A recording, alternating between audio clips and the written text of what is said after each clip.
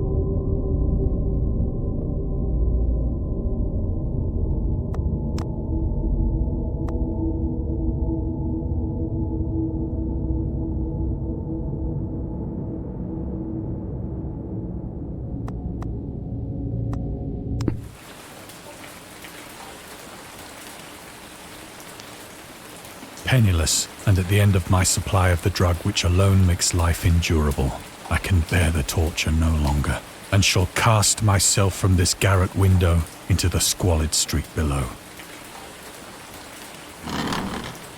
Do not think from my slavery to morphine that I am a weakling or a degenerate.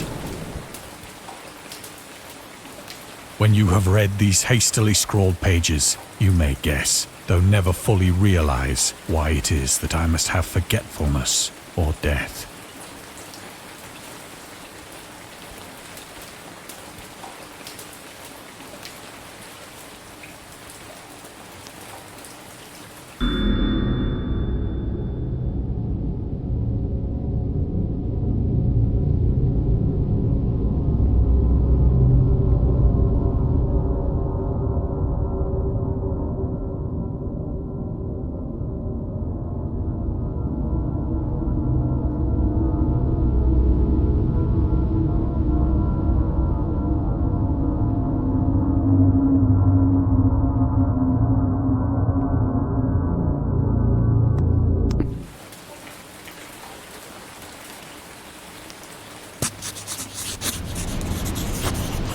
It was in one of the most open and least frequented parts of the broad Pacific that the packet of which I was supercargo fell a victim to the German sea raider.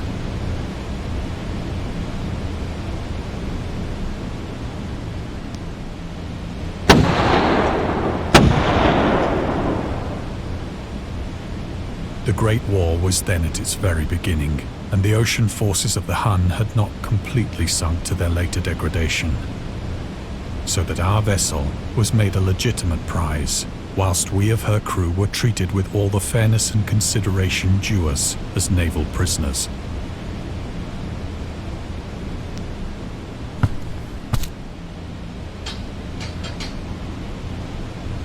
So liberal, indeed, was the discipline of our captors, that 5 days after we were taken, I managed to escape alone in a small boat with water and provisions for a good length of time.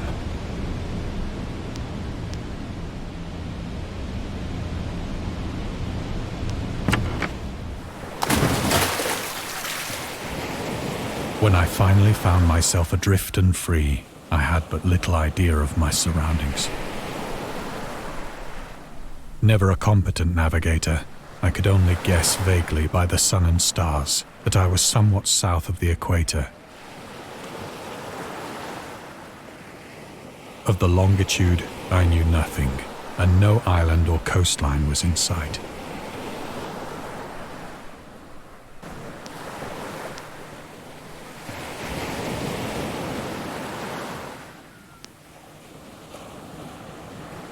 The weather kept fair, and for uncounted days I drifted aimlessly beneath the scorching sun, waiting either for some passing ship or to be cast on the shores of some habitable land.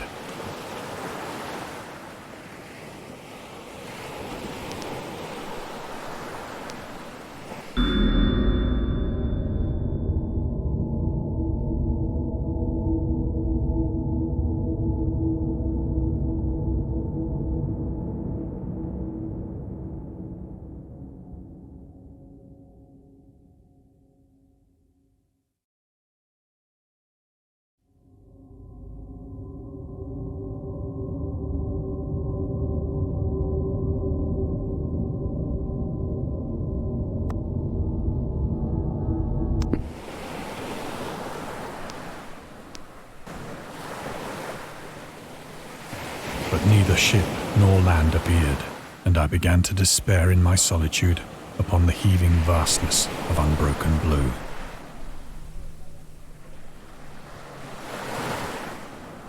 The change happened whilst I slept. Its details I shall never know, for my slumber, though troubled and dream-infested, was continuous.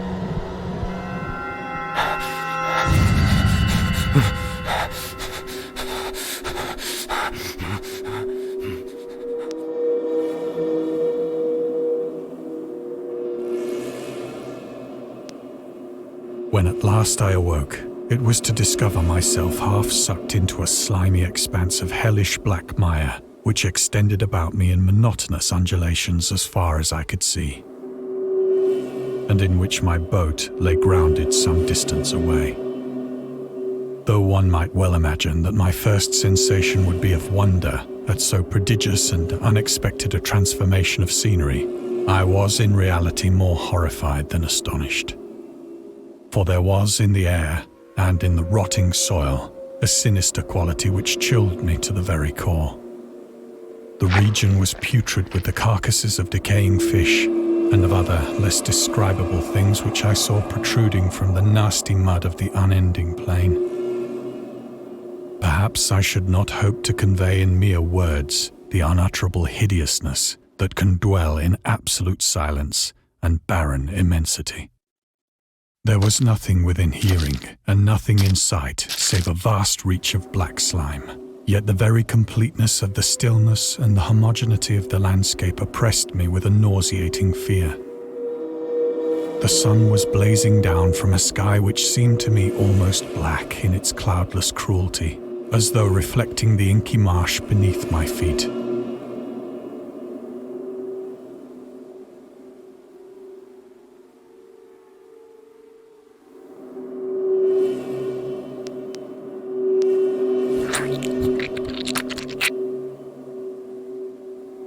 As I crawled into the stranded boat, I realized that only one theory could explain my position.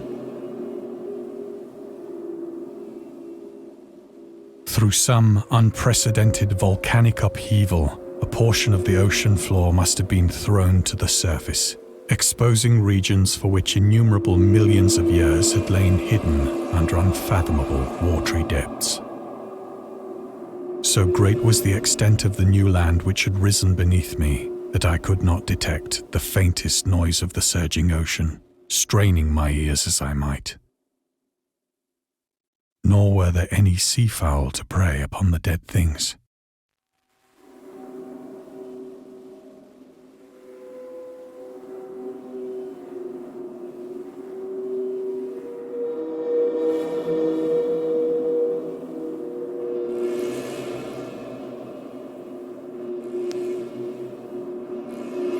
For several hours I sat thinking or brooding in the boat, which lay upon its side and afforded a slight shade as the sun moved across the heavens.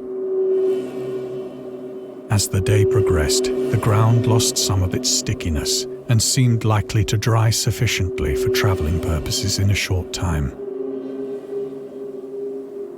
That night I slept but little, and the next day I made for myself a pack containing food and water, preparatory to an overland journey in search of the vanished sea and possible rescue.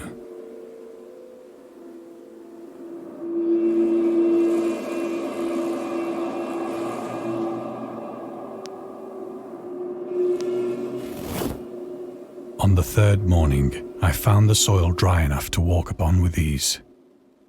The odor of the fish was maddening, but I was too much concerned with graver things to mind so slight an evil, and set out boldly for an unknown goal.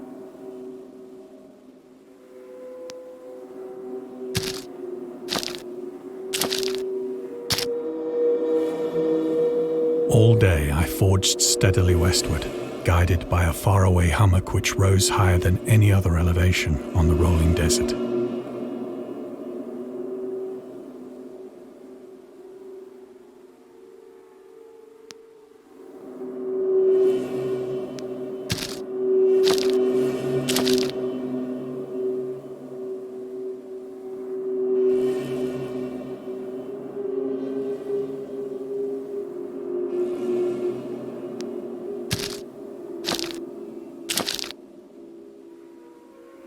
That night, I encamped, and on the following day still travelled toward the hummock, though that object seemed scarcely nearer than when I had first espied it.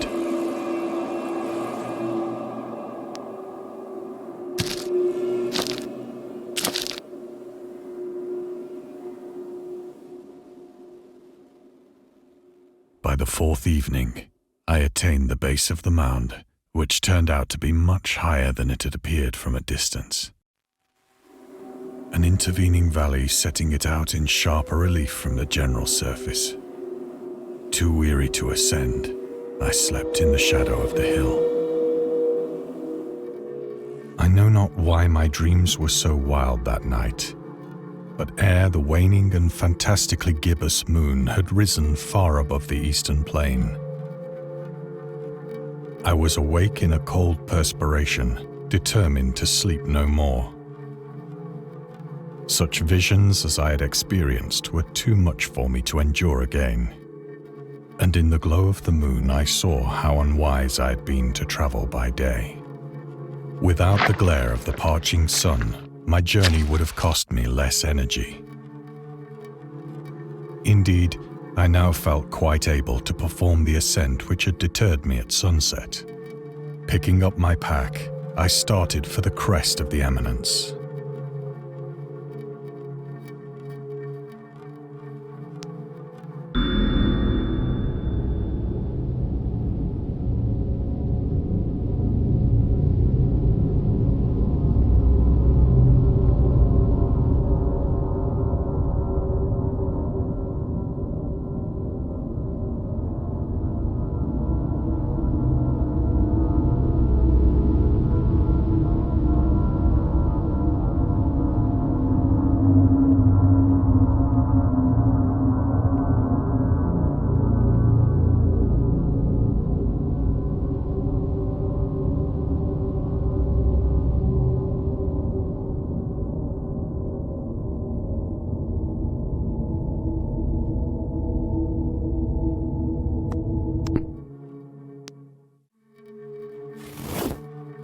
I have said that the unbroken monotony of the rolling plain was a source of vague horror to me. But I think my horror was greater when I gained the summit of the mound and looked down the other side into an immeasurable pit or canyon, whose black recesses the moon had not yet soared high enough to illumine. I felt myself on the edge of the world, peering over the rim into a fathomless chaos of eternal night. Through my terror ran curious reminiscences of Paradise Lost, and of Satan's hideous climb through the unfashioned realms of darkness. As the moon climbed higher in the sky, I began to see that the slopes of the valley were not quite so perpendicular as I had imagined.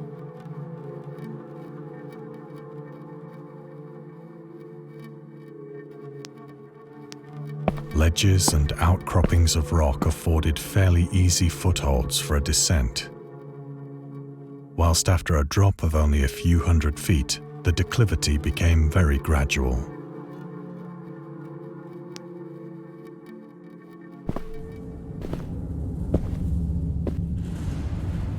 Urged on by an impulse which I cannot definitely analyze, I scrambled with difficulty down the rocks and stood on the gentler slope beneath. gazing into the Stygian deeps, where no light had yet penetrated. All at once, my attention was captured by a vast and singular object on the opposite slope, which rose steeply about 100 yards ahead of me. An object that gleamed whitely in the newly bestowed rays of the ascending moon.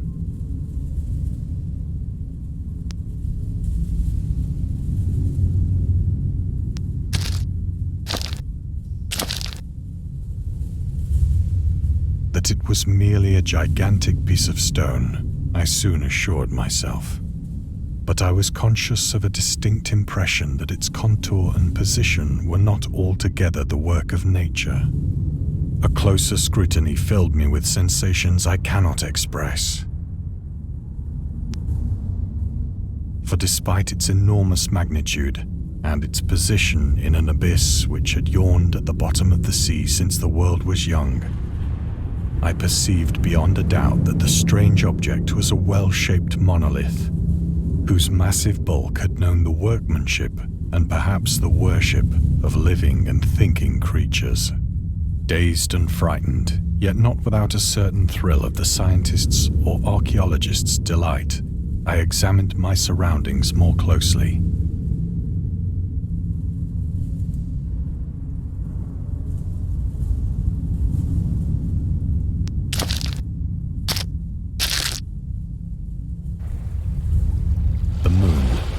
Near the zenith, shone weirdly and vividly above the towering steeps that hemmed in the chasm,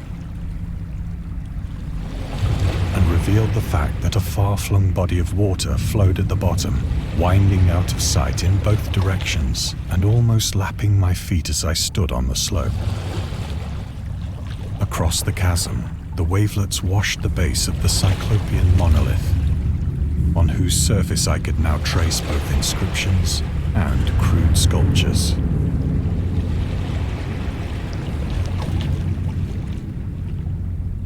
The writing was in a system of hieroglyphics unknown to me and unlike anything I'd ever seen in books, consisting for the most part of conventionalized aquatic symbols such as fishes, eels, octopi, crustaceans, mollusks, whales, and the like.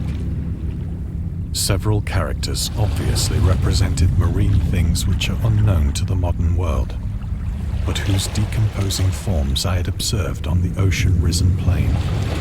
It was the pictorial carving, however, that did most to hold me spellbound.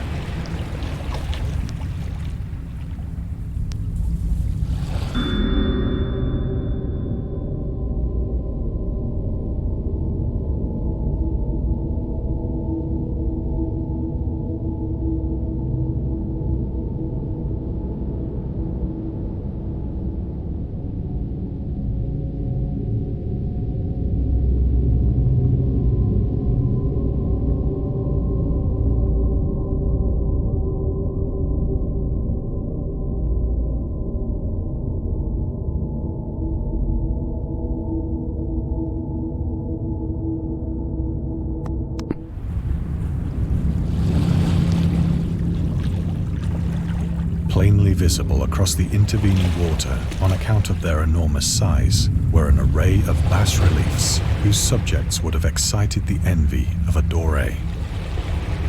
I think that these things were supposed to depict men, at least a certain sort of men, though the creatures were shown disporting like fishes in the waters of some marine grotto, or paying homage at some monolithic shrine which appeared to be under the waves as well. Of their faces and forms I dare not speak in detail, for the mere remembrance makes me grow faint, grotesque beyond the imagination of a Poe or a Bulwer. They were damnably human in general outline, despite webbed hands and feet, shockingly wide and flabby lips, glassy, bulging eyes, and other features less pleasant to recall. Curiously enough, they seem to have been chiseled badly out of proportion with their scenic background. For one of the creatures was shown in the act of killing a whale, represented as but little larger than himself. I remarked, as I say, their grotesqueness and strange size, but in a moment decided that they were merely the imaginary gods of some primitive fishing or seafaring tribe. Some tribe whose last descendant had perished eras before the first ancestor of the Piltdown or Neanderthal man was born.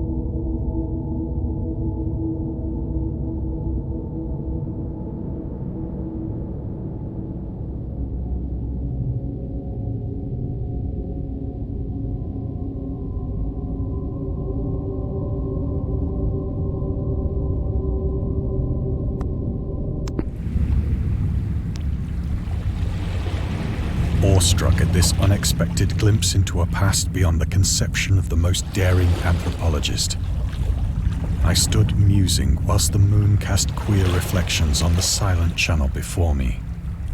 Then, suddenly, I saw it. With only a slight churning to mark its rise to the surface, the thing slid into view above the dark waters.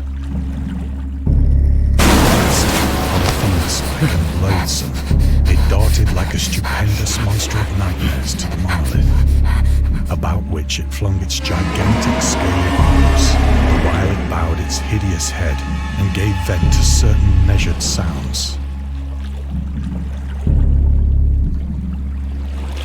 I think I went mad then. Of my frantic ascent of the sloping cliff, and of my delirious journey back to the stranded boat, I remember little.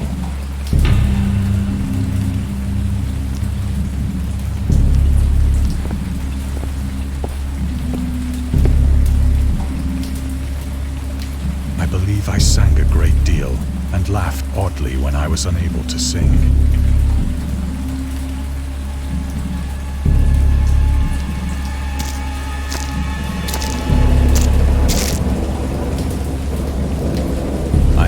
Distinct recollections of a great storm sometime after I reached the boat.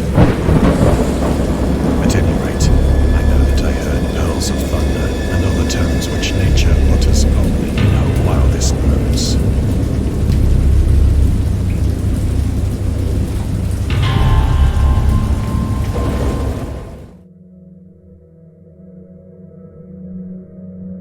When I came out of the shadows, I was in a San Francisco hospital. Brought thither by the captain of the American ship which had picked up my boat in mid-ocean. In my delirium, I had said much, but found that my words had been given scant attention. Of any land upheaval in the Pacific, my rescuers knew nothing, nor did I deem it necessary to insist upon a thing which I knew they could not believe.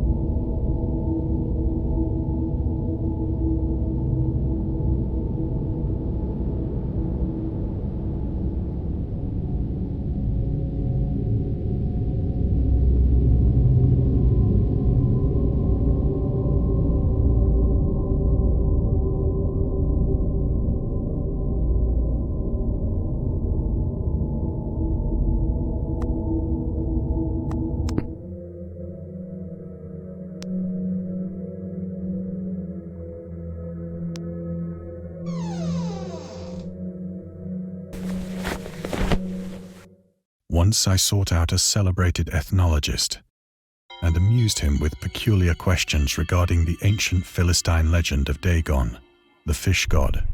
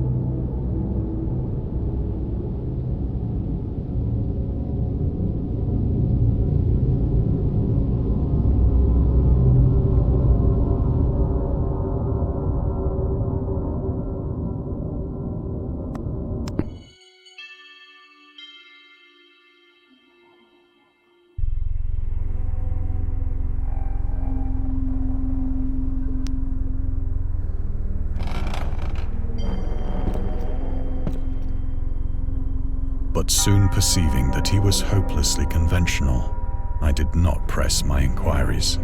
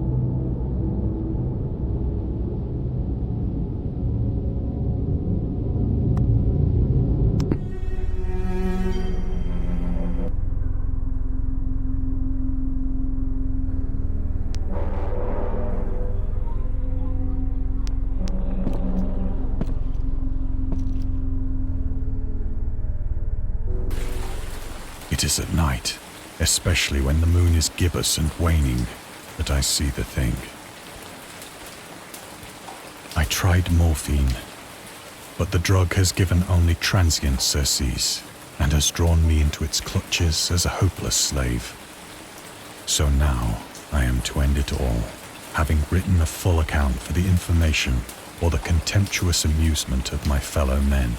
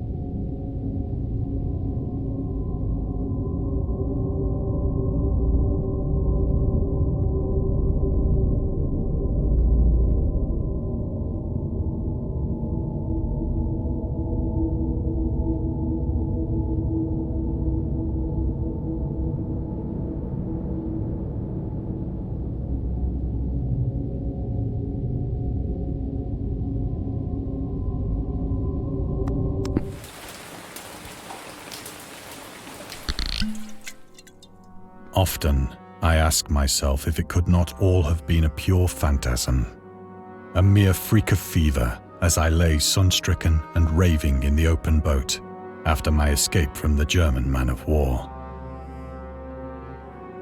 This I ask myself, but ever does there come before me a hideously vivid vision in reply. I cannot think of the deep sea without shuddering at the nameless things that may at this very moment be crawling and floundering on its slimy bed, worshipping their ancient stone idols and carving their own detestable likenesses on submarine obelisks of water-soaked granite. I dream of a day when they may rise above the billows to drag down into their reeking talons the remnants of puny, war-exhausted mankind. Of a day when the land shall sink and the dark ocean shall ascend amidst universal pandemonium.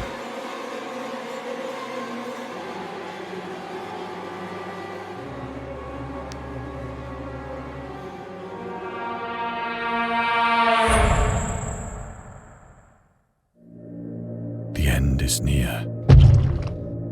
I hear a noise at the door, as of some immense slippery body lumbering against it.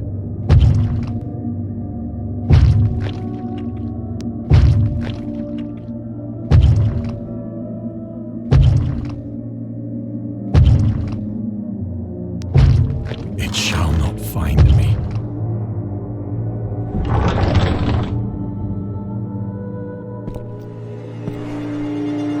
God, that hand!